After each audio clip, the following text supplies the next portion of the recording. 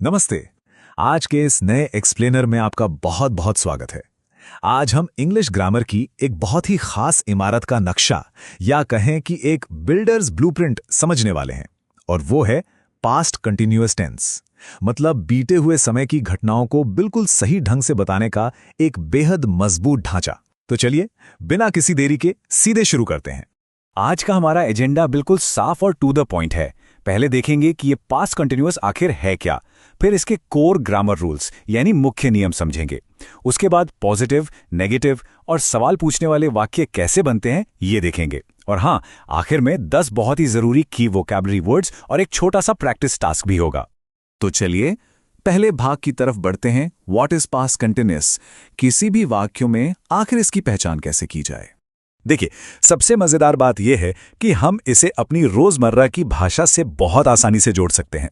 Past continuous tense असल में उन कामों को बताता है जो बीते हुए समय में, मतलब पास्ट में किसी खास पल में चल रहे थे। हिंदी में इनकी पहचान बहुत ही सिंपल है। वाक्यों के आखिर में अक्सर रहा था, रही थी या रहे थे आता है। जैसे मैं खाना खा रहा था या वो स्कूल जा रही थी। ये ना बिल्कुल किसी पुरानी फिल्म के एक चलते हुए सीन को पॉज करके देखने जैसा है। अब यहां एक छोटी सी बात है जहां अक्सर कंफ्यूजन होता है। पास्ट कंटिन्यूअस में हम सिर्फ ये बताते हैं कि क्या हो रहा था। इसमें कोई लगातार समय या टाइम पीरियड नहीं दिया जाता। लेकिन अगर वाक्य में कोई लगातार समय बता दिया जाए, जैसे वो सुबह से पढ़ रहा था, तो फिर नियम पूरी तरह बदल जाते हैं। तब वो पास्ट परफेक्ट कंटिन्यूअस टेंस बन जाता है। तो याद रखिएगा, यहां हमारा पूरा फोकस सिर्फ उस काम पर है जो चल रहा था, बिना समय की अवधि बताए। चलिए अब इस इमारत को खड़ा करने वाले असली फॉर्मूले यानी कोर ग्रामर रूल्स को समझते हैं। ये रहा हमारा वाक्य बनाने का मेन ब्लूप्रिंट। इसे 5 बहुत ही आसान स्टेप्स में बांटा गया है। स्टेप 1, सब्जेक्ट यानी काम करने वाला। स्टेप 2, वॉज या वर लगाना। स्टेप 3, अगर बात नेगेटिव है तो नॉट जोड़ना। स्टेप 4, वर्ब की फर्स्ट फॉर्म के साथ आईएनजी लगाना। और देखिए, ये आईएनजी लगाना तो बिल्कुल कंपल्सरी है, इसके बिना वाक्य अधूरा है। और फाइनली स्टेप 5, ऑब्जेक्ट।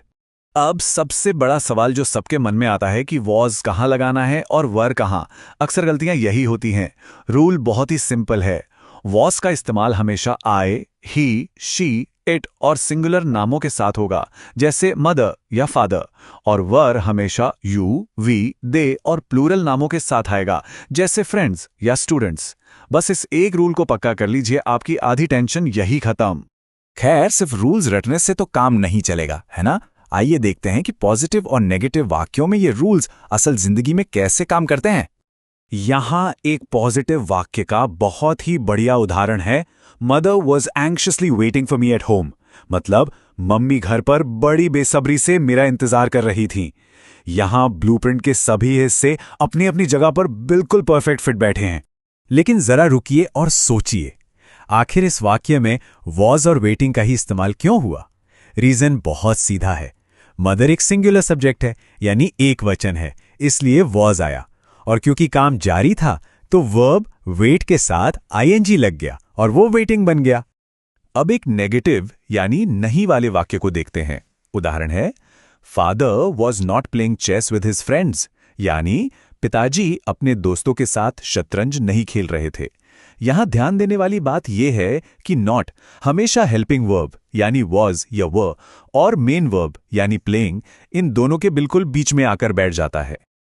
फिर से वही सवाल, यहां वॉज नॉट प्लेइंग क्यों आया? क्योंकि फादर फिर से एक सिंगुलर सब्जेक्ट है, इसलिए नेगेटिव बनाने के लिए वॉज नॉट का इस्तेमाल हुआ और प्ले के साथ आईएनजी जुड़ गया। देखा आपने, हमारा ब्लूप्रिंट यहां भी बिल्कुल सही काम कर रहा है। पॉजिटिव और नेगेटिव तो हो गए। अब बारी है इंटरोगेटिव सेंटेंसेस की। मतलब अगर किसी से सवाल पूछना हो तो वो कैसे करेंगे? देखिए, सवाल पूछने का फॉर्मूला भी लगभग पहले जैसा ही है, बस एक छोटा सा लेकिन बहुत जरूरी बदलाव है। यहां वॉज या वेर उठकर वाक्य के बिल्कुल शुरू में आ जाते हैं। तो नया ढांचा क्या बना? सबसे पहले वॉज या वेर, फिर सब्जेक्ट, अगर सवाल नेगेटिव है तो नॉट, उसके बाद वर्ब की फर्स्ट फॉर्म के साथ आईएनजी, फिर ऑब्जेक्ट और लास्ट में क्वेश्चन मार्क। इस उल्टे हुए नियम का एक बहुत ही अच्छा उदाहरण देखते हैं। Was I telling you a secret, यानी क्या मैं आपको कोई राज की बात बता रहा था? अब सोचने वाली बात है, ये वाक्य वॉज से क्यों शुरू हुआ? असल में यहां सब्जेक्ट आई है और हमें पता है कि आई के साथ हमेशा वॉज आता है। क्योंकि ये एक सवाल है तो वॉज ने अपनी जगह बदली और सीधे वाक्य के सबसे आगे आकर खड़ा हो गया। चलिए एक और उदाहरण लेते हैं, इस बार प्लूरल सब्जेक्ट के साथ। Were your students studying wholeheartedly? क्या आपके विद्यार्थी पूरे मन से पढ़ रहे थे? तो इस सवाल की शुरुआत में वर क्यों आया? रीजन एकदम क्लियर है। स्टूडेंट्स एक बहुवचन यानी प्लूरल शब्द है और प्लूरल के साथ हमेशा वर आता है, और हां, सवाल होने की वजह से इसे भी सबसे आगे रखा गया है। ग्रामर के इन रूल्स को तो हमने अच्छे से समझ लिया। अब इस भाषा की इमारत को थोड़ा और सुंदर बनाते हैं अपनी वोकैबुलरी के साथ। आइए अब अपने शब्दों के खजाने को और मजबूत करते हैं। टेंस सीखते समय काम आने वाले 10 बहुत ही शानदार वर्ड्स और फ्रेजेस यहां हैं। पहला है एंग्शियसली वेटिंग, मतलब जब आप बड़ी बेसब्री या बेचैनी से किसी चीज का इंतजार करते हैं। दूसरा है प्लेइंग चेस, यानी शतरंज का दिमागी खेल खेलना। तीसरा राइटिंग अ लेटर, एक लिखित संदेश या चिट्ठी तैयार करना। चौथा है टेलिंग अ सीक्रेट, यानी किसी के साथ कोई बहुत ही गुप्त जानकारी या राज शेयर करना। पांचवा काफी कमाल का वर्ड है होल हार्टेडली, जिसका मतलब है पूरे दिल से या पूरी लगन के साथ कोई काम करना।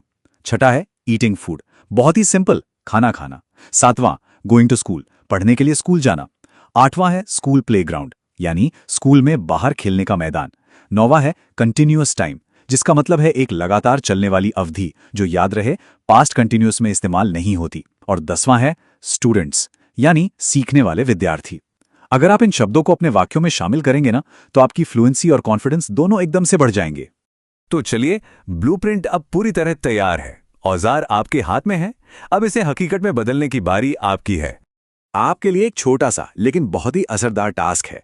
एक नोटबुक लीजिए और उसमें पास्ट कंटिन्यूअस टेंस के इन रूल्स का इस्तेमाल करके 3 बिल्कुल नए वाक्य बनाइए। एक पॉजिटिव, एक नेगेटिव और एक सवाल पूछने वाला, यानी इंटरोगेटिव वाक्य। खुद से प्रैक्टिस करेंगे ना, तो ये रूल्स हमेशा के लिए आपके दिमाग में सेट हो जाएंगे। तो आज हमने इस ग्रामर के ब्लूप्रिंट को बहुत ही गहराई से समझ लिया है।